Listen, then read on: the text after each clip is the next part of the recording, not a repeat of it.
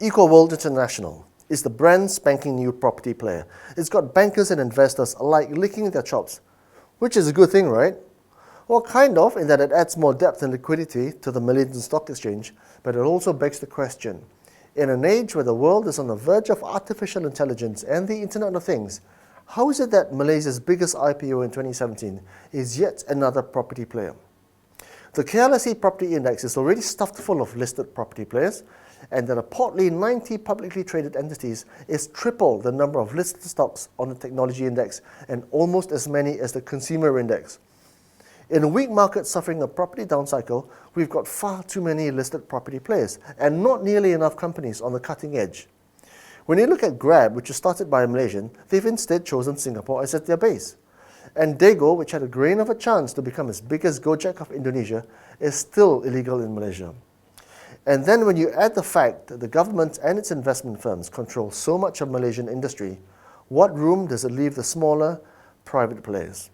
Granted, EcoWorld International has its merits. It's a proxy to the UK and Australian real estate markets, two of the most established in the world, and is led by a man who in Malaysia at least is the Warren Buffett of property, but these are not operational, high-growth attributes that will drive Malaysia in the long term.